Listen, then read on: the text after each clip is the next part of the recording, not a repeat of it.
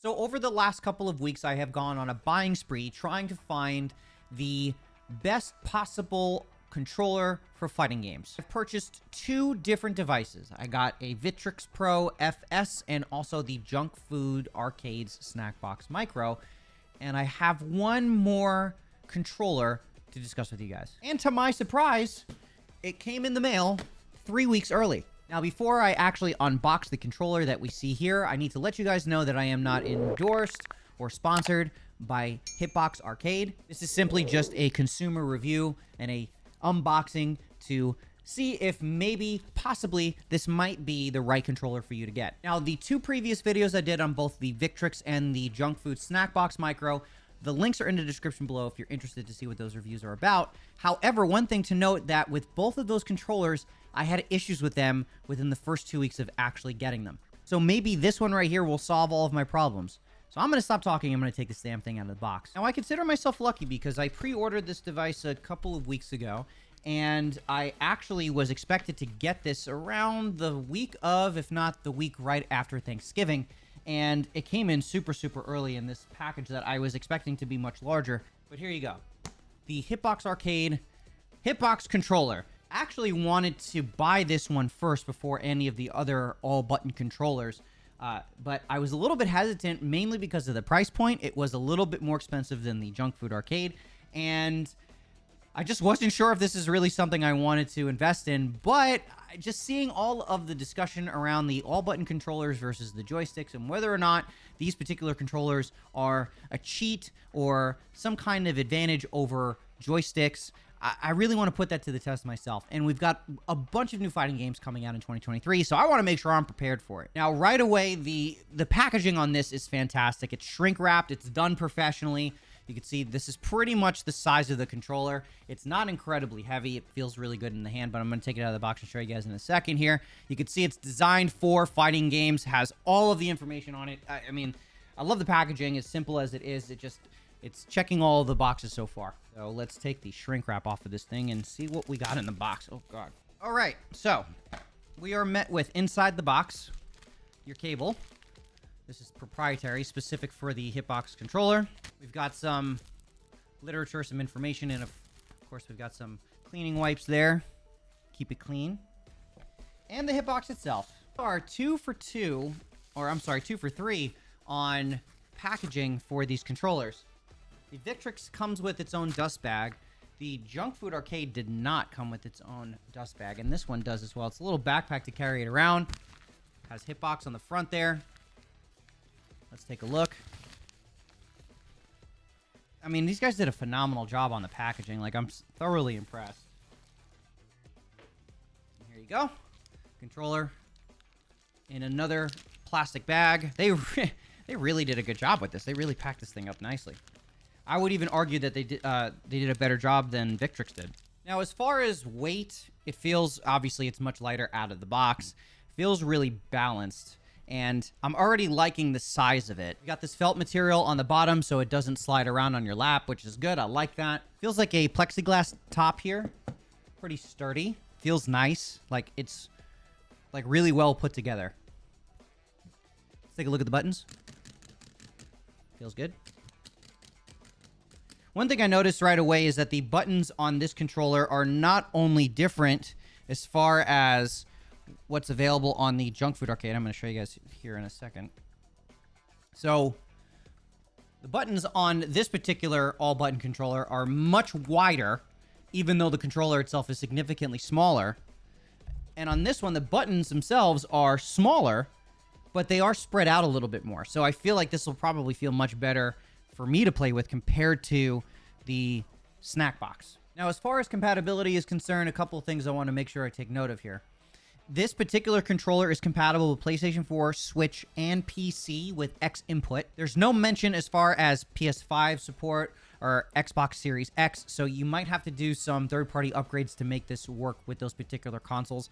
And I know that's been a discussion with both the Snackbox controller, and also with Hitbox, is that there's a bunch of different compatibility issues with those consoles, so you're going to have to upgrade on your own. We do have genuine Sanwa Denshi buttons, which is good, so that's a plus. We like those. Those will last forever. So we know what this thing looks like. More importantly, we need to figure out if this controller is going to work with the fighting games that I currently have installed on my computer. So I'm going to take you guys through a playtest very quickly with both Killer Instinct and Street Fighter, because I did that previously, and we want to make sure that this thing works when you plug it in. So let's take a look and make sure this controller works with those games. Now, one thing to note I'm discovering right now is if you want to really secure this cable to the controller itself, you're going to be screwing it in for a minute if you really want to actually secure it in. There we go. First order of business, we're going to try Killer Instinct. The reason why I want to try this game is because it didn't work with my Junk Food Arcade's snack box. So I want to make sure that this thing actually works properly with this game.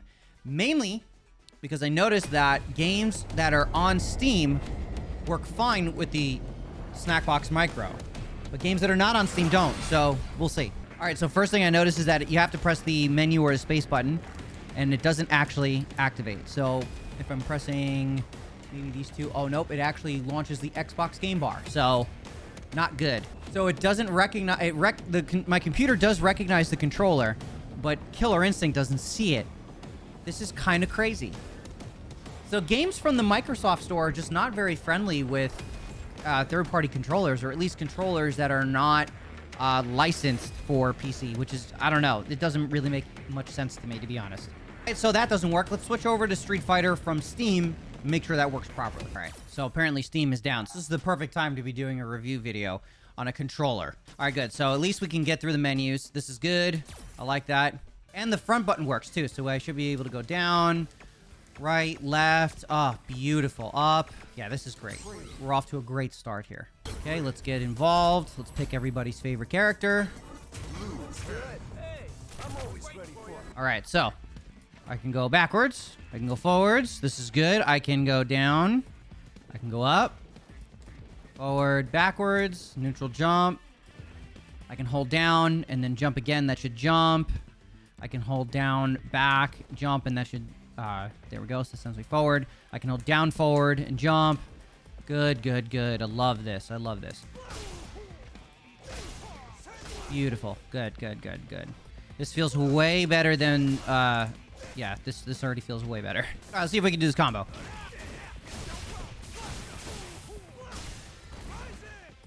Obviously, I'm really bad with my inputs, but, you know, it is a bit getting used to, though. So, like, it didn't take me that long to get used to pressing the buttons. It's just knowing the... It's the timing, it's the button sequences, because in my mind, I'm thinking, okay, with my left hand, I need to be doing a certain directional input with a joystick, but I'm actually just typing it out, or at least it feels like I'm typing it out. I will say the buttons do feel really, really nice on this controller. They're easier to press, in my opinion.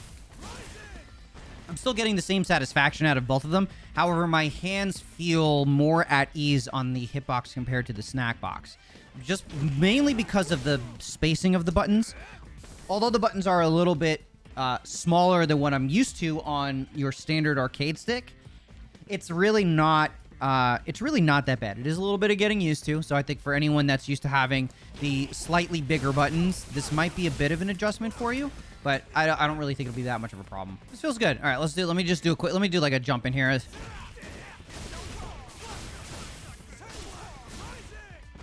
Easy. Yeah, that's so much more convincing to me. Like, that feels better on my hands. It feels better on my fingers. Like, this is good. I like this. This experience is really good. And my hands are comfortable. That's, like, a huge plus, man. I feel like with the snack box, I'm having to, like... My hands are too big. Like, I feel like I have, like, extra medium hands, right? Like, I don't know. It's maybe where my hands are placed, but this is really not bad. I think if maybe 20, 30 minutes of using the controller, you can get used to it, but it's really great. I can't remember the buttons on the front of the controller. They are, I don't remember what they're bound to, but I know that was like a big thing for folks is that, I guess maybe with earlier versions of the Hitbox is that these front four buttons weren't completely bound. I didn't have to bind anything to be able to get these screens. I do think you have to bind, what is it, the touchpad? Because there's no touchpad support on this controller. So in order to like reset positions in the lab, you'll have to bind those buttons, but that's really not a deal breaker as far as I'm concerned. Yeah, this feels great, man. This feels really good. It makes it so much more enjoyable. I just have to get used to the timing of the buttons and like typing everything out, and I'll have to lose a lot, but you know, that's okay. It's still enjoyable. All right, so for some closing thoughts on this particular controller, I think out of the box, it works really well. I think this is the better choice right out of the box. For the price point, it is a little bit steep. You're looking at 250 bucks. So if you've got the money to spend, if you're looking at your first all-button controller, I think this is going to be your best option compared to the Junk Food Arcade's option, only because this one is more for, I think, the people that have been using a controller like this for an extended period of time, and you want something that you can travel with, something you can customize. You like being able to toss it into your Junko jean pockets, or if you've got a small pouch in your backpack, this will fit. So as far as traveling, like if you're going to events and you want to practice in your hotel room or wherever you are, you can set up and use this bad boy. It's like a 60% keyboard, so this travels much easier compared to this one. But personally, I think this would have been the best choice for me to go with first. It works with Steam. This does not work with Microsoft Store games. I'm going to dive in on that a little bit more and figure out why that is. But for anyone that's looking for something that is sturdy, feels good in the hand, the buttons are premium, it works, it's really well distributed as far as weight, this is a great option. And of course, you can customize it. Hitbox Arcade does have a bunch of resources that you can look at to, take this thing apart, update the board, change the casing on it, change the buttons on it. There's so many options out there, and I think that's really great. So if you're looking for something that works out of the box, like myself, I just want to be able to take the controller out of the box and start using it right away. This is the best option for you. And if you are looking to jump into the enthusiast side of these types of controllers, this is also a good option for you. Now, compared to the Junk Food Arcade Snackbox Micro, the Hitbox Arcade is definitely the best choice as far as the first-time user's all-button controller. I do like the size of the buttons on this controller. However, I think it is a little bit too small for my liking, and I tend to kind of overstep where my fingers tend to rest on this controller, and I'm having to kind of adjust where I rest my hands. With the Hitbox, I'm not having to do that as often. And for the price point of 250 bucks, I think it's worth the money compared to some of the other options out there.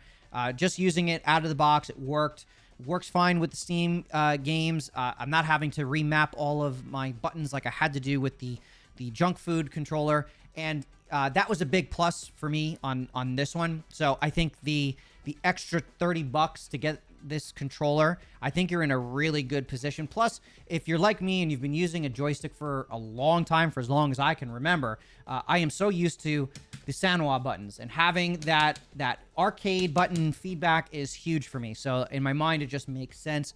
Of course, I have a lot more to learn about these controllers, and I'm going to continue to use them, and I'll be making videos on them and show you guys what my progress is like.